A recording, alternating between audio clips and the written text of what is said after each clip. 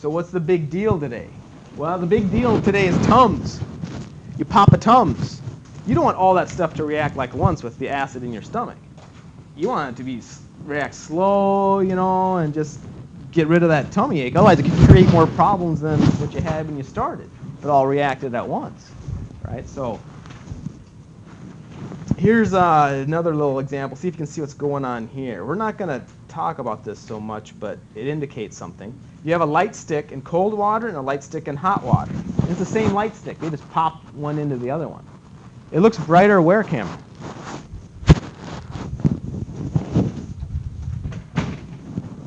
Where's the light stick look brighter? In the dark. Turn the lights off in the dark. Anybody, where does it look brighter?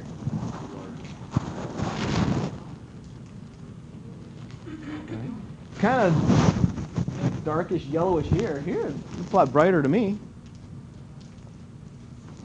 Why is it brighter in the hot water? I guess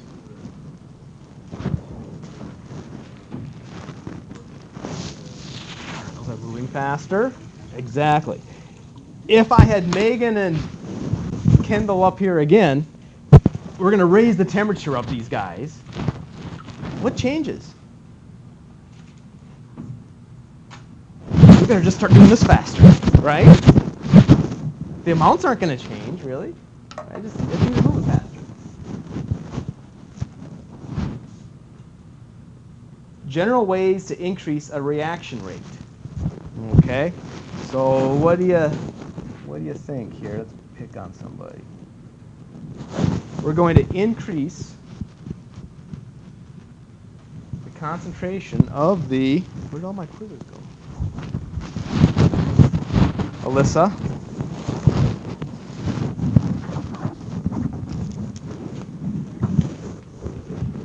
Yeah, but I think you're right. She said reactants. But I think we should say an initial flow. Right? Otherwise, what if it's at equilibrium? Then you have products involved too. Initial reaction rate. Yeah. Increase the reaction of the reactants. I guess it depends on which reaction rate are you talking about. You're talking about the forward reaction rate or the reverse reaction rate? If you're talking about the reverse reaction rate, the answer would be products. Right? Because there's two rates going on here. But we're always interested in what this is all about, and this whole class period, all the homework, everything is about that very initial reaction. That very initial reaction rate. Because, did you notice right when Megan dumps some out of there, the concentration's already changed. You have less. So we're always talking about the very initial reaction rate. That's what all this stuff is about. And they never say it, though. But it is. It's always the initial. We could increase, Mia, the blank. Increase the temperature. Especially works when the reaction is what, Kenneth?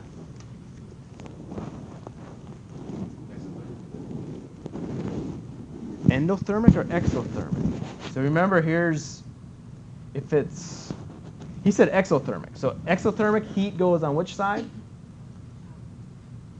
He said exo. It's just, because you almost have to follow the logic on this to answer this. So if it's exothermic, heat is a product. Okay. So the question is, you increase the temperature. Well, now I have too much heat.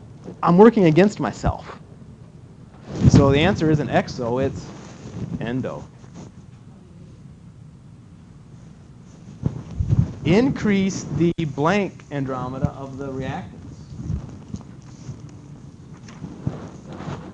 Surface area. Because for things to react, they physically have to interact here. They don't react at this.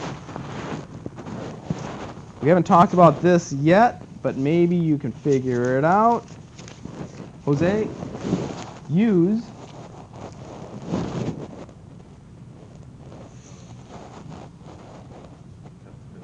as a catalyst. Okay? It's something that does not, it just stays there, but it really makes things happen faster. And what it does is this, and we'll talk about that next class period. Really lowers the energy of activation. Makes things happen faster and quicker and easier, more often. Writing rate laws.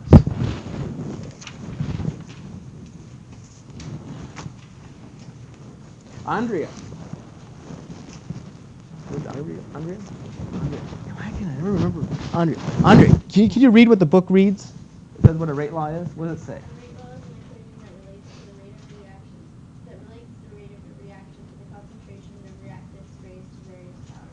Okay. So I don't know if it makes sense, but here's a general form of a reaction, right? See if you remember this term. Kendall, my stoichiometric coefficients are what in that general overall reaction?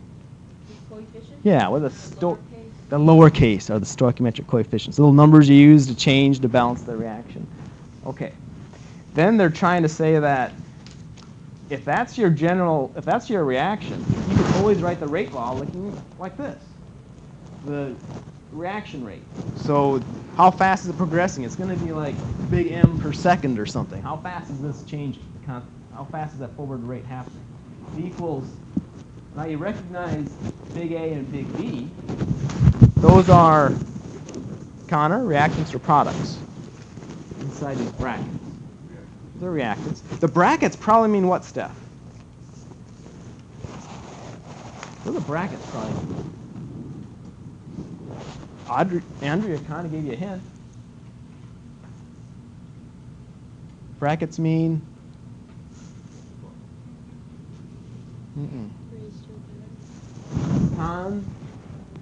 Concentration.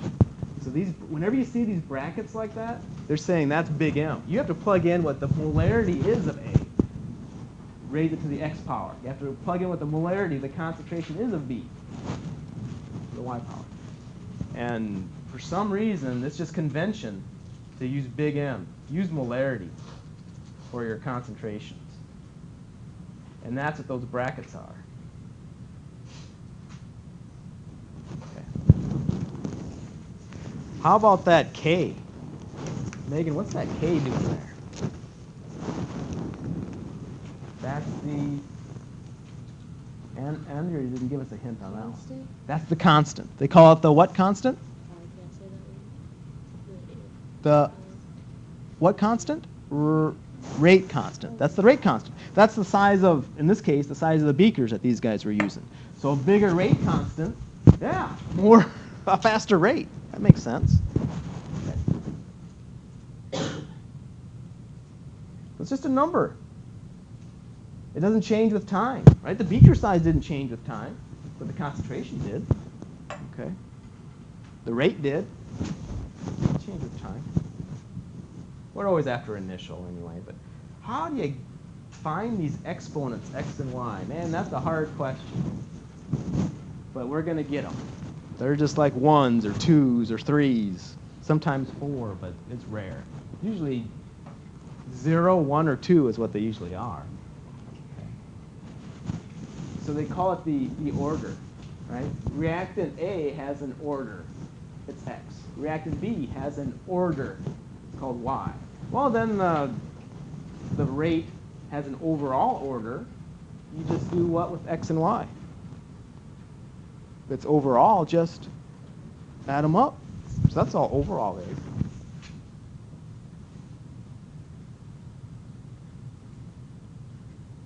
Okay.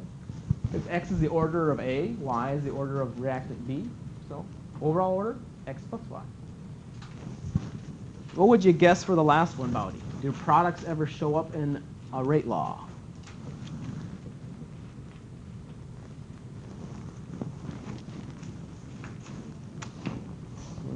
No, they never do.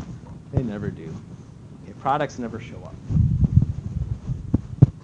Okay, let's talk about how to find the exponents in a rate law. Well, first we have to review our exponents. See who remembers this stuff. Alyssa, take a look at A. 4 equals 2 raised to the x power. What does x have to be?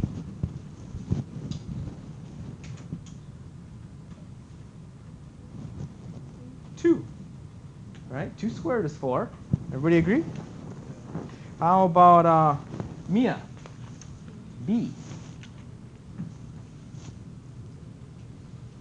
1. Everybody agree? Anything raised to the 1 power is always itself. Oh, how about Kenneth? C. 3. 3 times 3 times 3. Yeah, 27. Only 1 left. Andromeda. 1 equals 2 to the x. In fact, raise any number to this, and you always get 1.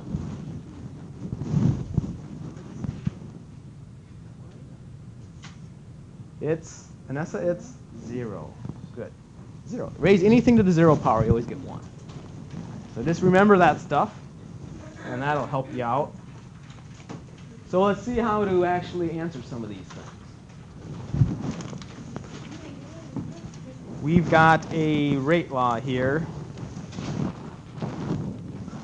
Cameron? Well, no, we don't have a rate law. We've got an overall reaction. How would you write the general form of the rate law? What would you write? What equals what?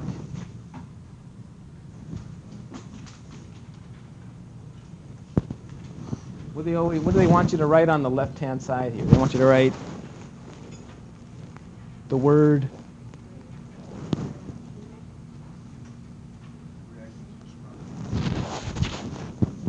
they want you to write this format. So they just want you to write rate. They just want you to write rate. It's going to be confusing until you see it, but we'll get through it. Just write rate. Equals, anybody, then you'd write K. That's supposed to be the rate, because they're all supposed to have a rate constant. And then probably write what, Jose? Keep going. The bracket things for concentration. And inside you'd put, not A in this case. It's going to be, in this case, it's going to be, somebody said it, big E. Keep going. Oh, keep going, Andrea.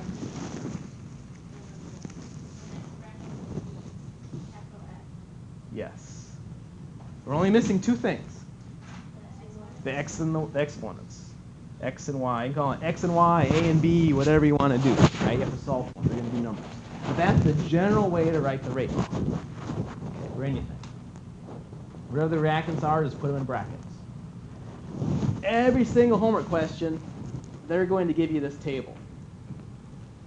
And what it is just the initial reactant concentration. So they're going to do one experiment, give you the reactant concentrations, and give you the rate. Give you another experiment, give you the reactant concentrations, and give you the rate. And you're supposed to be able to figure out this and write it all out. So pretty much you got to figure out what a number for K, you got to figure out numbers for X and Y, and you're done. That's the big picture. We need a game plan. It sounds ugly, but this really isn't too bad, I don't think. What you're going to do is compare 2 experiments where the concentration of one of the reactants doesn't change. So, for example, let's write one out. We're going to write it out so that E doesn't change. E's kept constant, but F doubles. So let's say E is 0.1 molar. So then in experiment 2, it better be 0.1 molar again. Right? So I'm just writing some sample data what to give you. But they're saying F doubles. So let's say F is 2 molar. Then it goes, everybody, to 4 molar. Right? I guess, or you could write 1 down here. Right? Because 1, then that would double 2. But either way. Okay. And they're saying that the rate doubles. So let's say here it's 4. Now it's 8. Okay. That's all. So that's what some sample data would look like. So you're looking through the experiments, and you find, okay, well, E didn't change, so I'm going to compare these 2.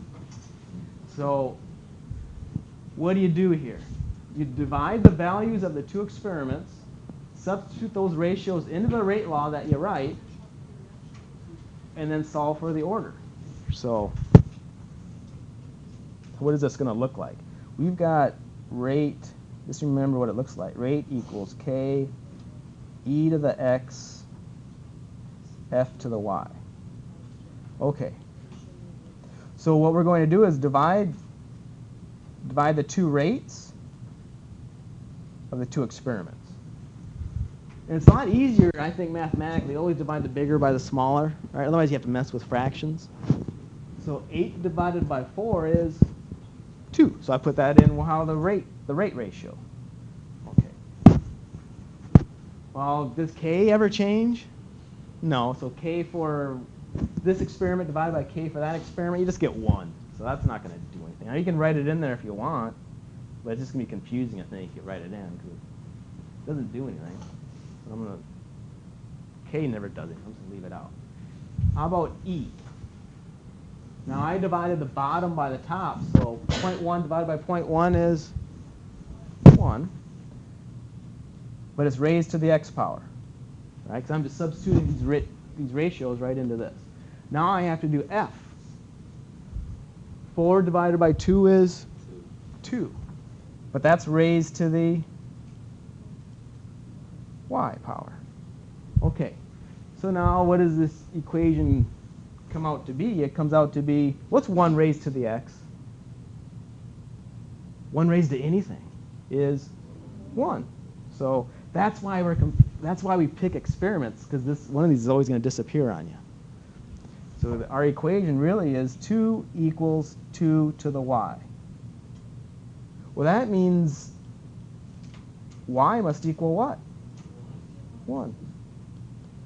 You're already halfway done with writing the rate law. Y is 1.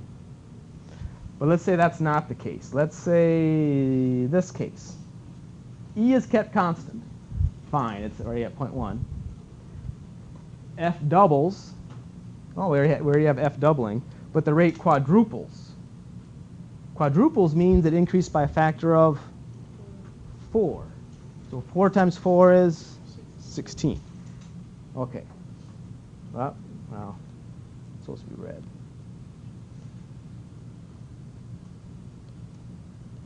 Red.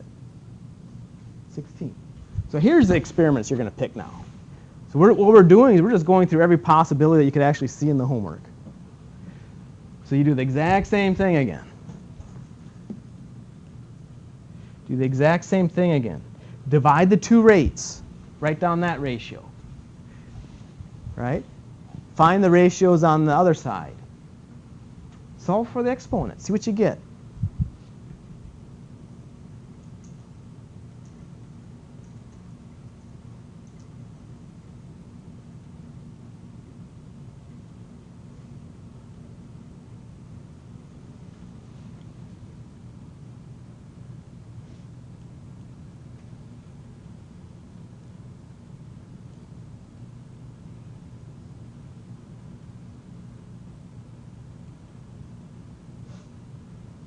Did you get this equation? 4 equals 2 to the y. If you did, you're doing this right. So y has to be 2.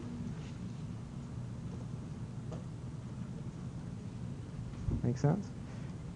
See if you can set up the last one. E is kept constant, F doubles, but the rate remains the same. Whoa. That's a 4.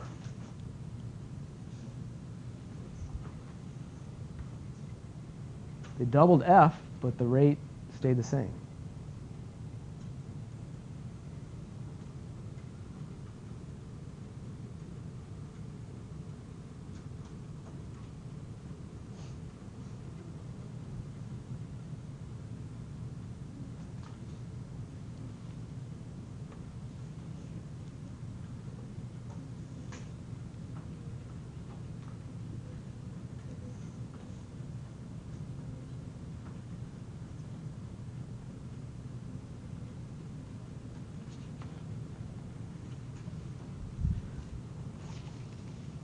So, Kendall, what equation did you end up writing? What math equation?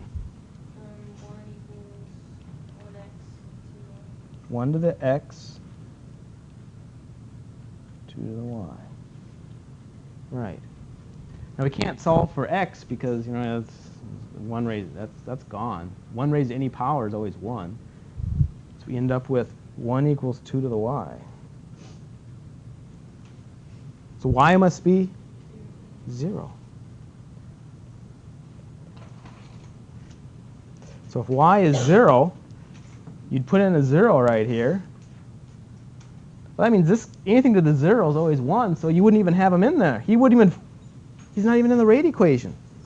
He's not even there. It's raised to the 0 power. Doesn't matter how much f you have. You just have to have some.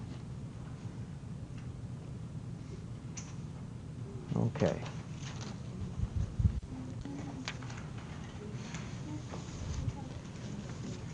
Okay, Audrey, we've got oxalic acid.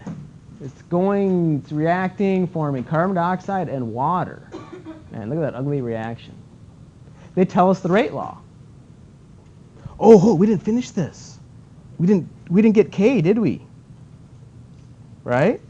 We forgot to get K. How do you get K? I wonder if we're going to need that.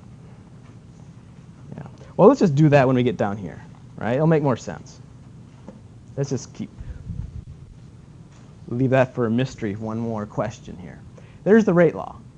What is the order with respect to each reactant? What would you say, Audrey? What is the order with respect to each reactant? They're saying that's the rate law. They don't have a number for K. They should, but what's the exponent in each one of those? For each of those reactants, the exponent is what number? Right? What's the number that's up? And we never write it. We're too lazy. What's the number that's right there? It's a 1. Right? Whenever you don't write anything, it's always supposed to be a 1. So the order with respect to each reactant is, how do you write a 1? 1. The overall order, everybody, should be 2. Just add them up. Okay. So it looks like an ugly question. It's really not. Okay, here's something that's much more typical of your homework. There's a lot of verbiage there, but the main idea here is, here's your reaction, and all you really care about are the reactants to write your rate law. And they want you to obtain the rate law and the value of the rate constant. So they want you to get a number for K, and we're going to have to figure that out last. So Connor, how would you write a general rate law for this? Just to get us started. What equals what?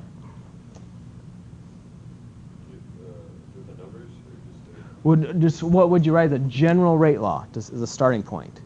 Rate equals K bracket for concentration of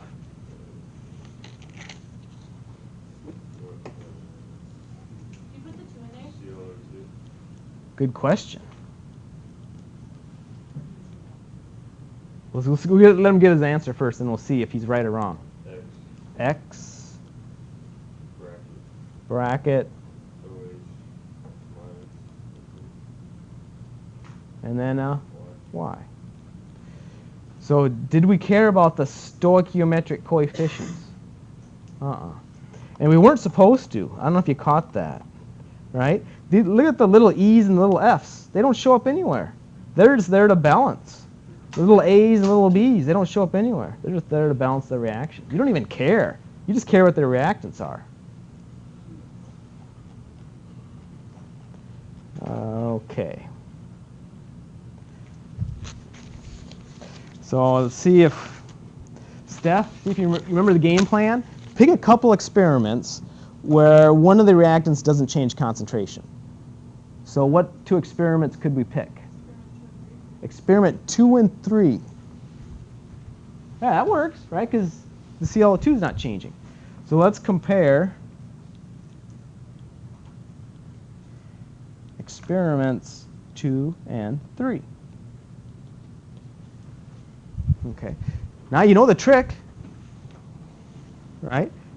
Divide the, Connor gave you the general rate law, find your ratios, substitute them in, and you should be able to solve for one of those exponents.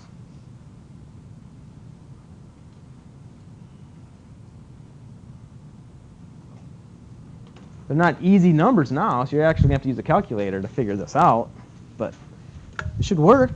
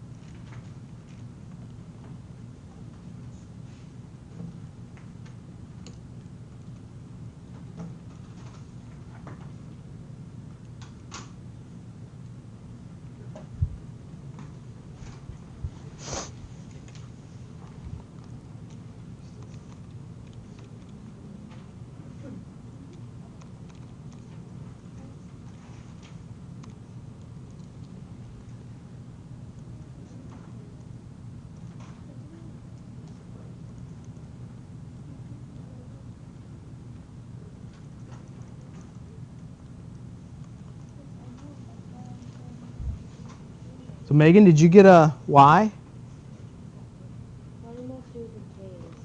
Oh, remember the K's? You divide them out. K could be 7. Well, 7 over 7, it's always 1. So the K's always disappear on you. Y is going to be 1. Everybody agree? All right, now we know what Y is. Good, we got that one.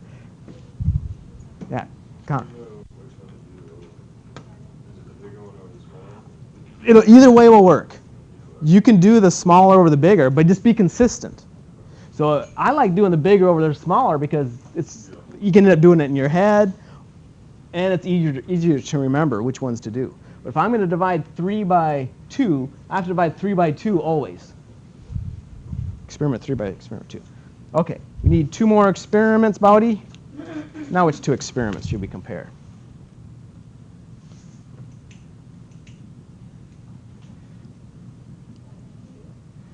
She says 1 and 2. That will work. So compare experiments 1 and 2.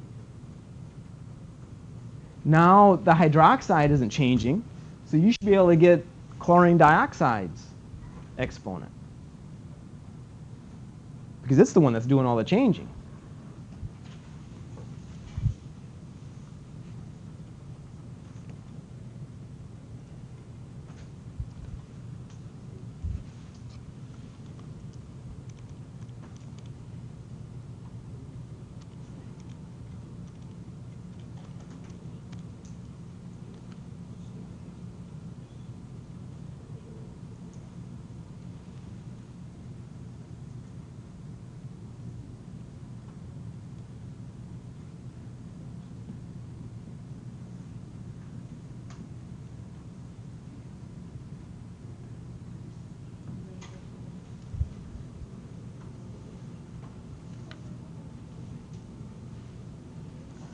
Alyssa, did you get a number for your... Not yet? We lose you? All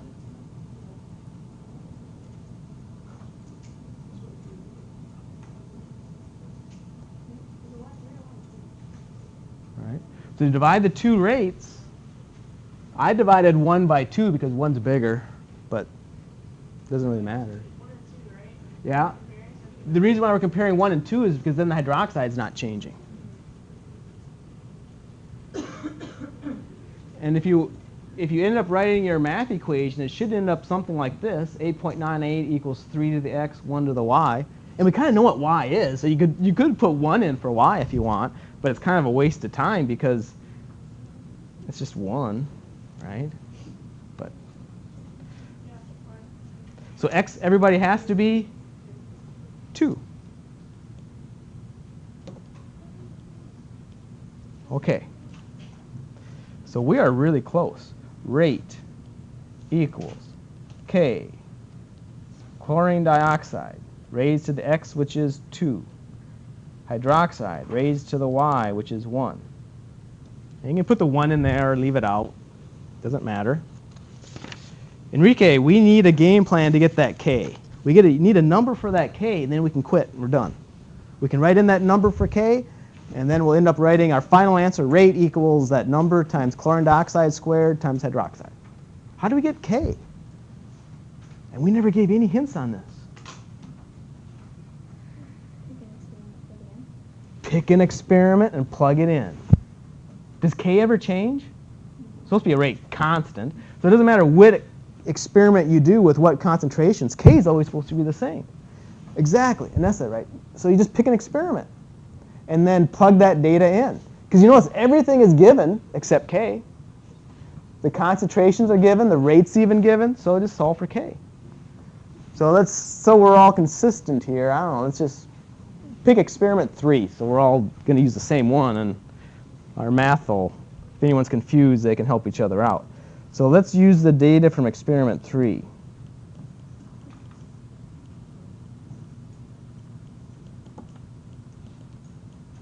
To get K.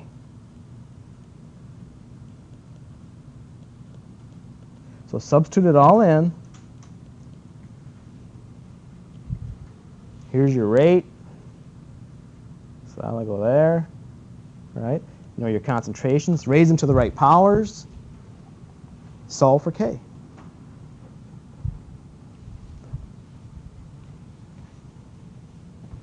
If I lost you, just ask.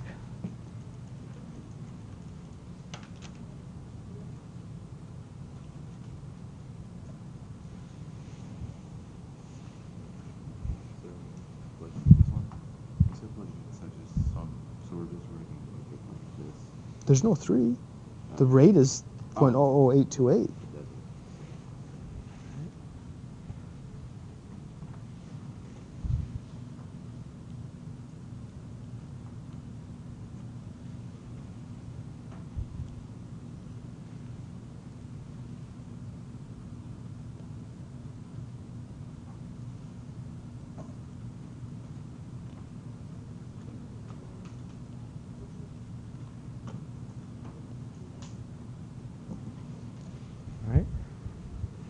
So you should have a math equation like 0.00828 equals K times 0.02 squared times 0.09, raised to the 1 power.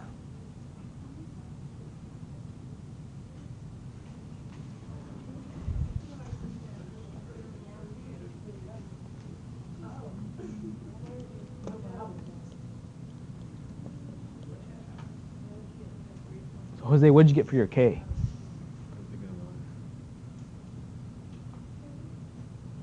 Let me get, I don't know. Anybody else get 0.046? What did you get, Megan? 230. Kenneth, what did you get?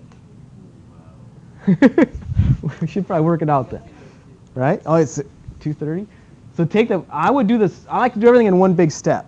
So what I would do is I would start with the 0.00828. I would divide it by 0.02, push the squared button, divide it by 0.09, and get an answer. So 0.00828 divided by 0.02, push the squared button, divided by 0.09. Yeah, I got 230.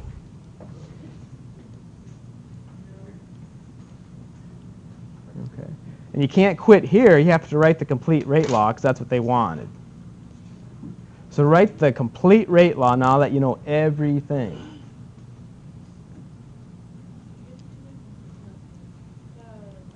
Yeah?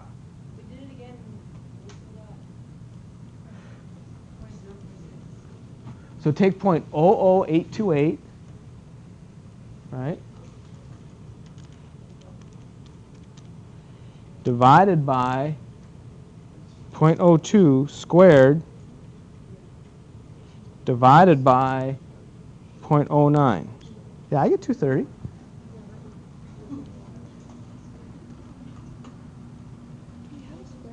Kendall, show them how to use their calculator. Did you get 230, Kendall? No, you. But they got 2. Yeah. Really? All right, let's do it together. 'Cause this is important, right? Yeah. So do the point 00828. Right? That's in the calculator first. Divide by 0.02. And then push x squared. And then push divide by 0.09.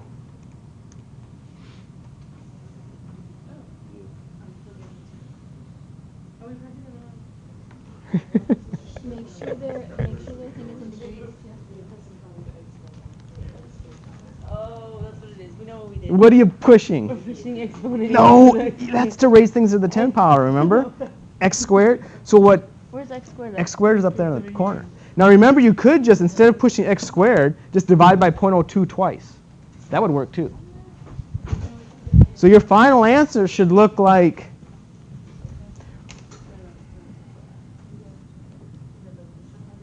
rate equals 230 ClO2 raised to the second, hydroxide raised to the 1, and you're done. Okay? What happens when it's not x squared? What happens if it's like to the third? If it's to the third, you could use the x cube button. And notice how it's orange? Wait, where is that? It's right above that arrow, It's to the fourth. right? No, what if it's to the fourth? Then you should probably use the x to the y button. So in other words, let's try it. Let's try it. So plug in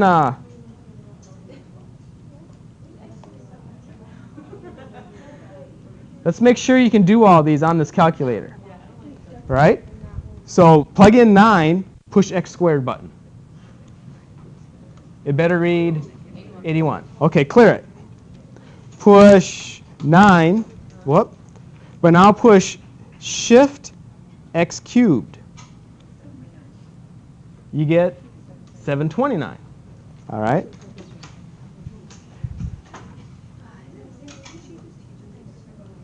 Last one. Now you can raise it to any power you want. Push 9. Let's see. X to the y. You want to raise it to the 4th. 65, 61. Okay. Now you're good to handle any of them. So have a good weekend.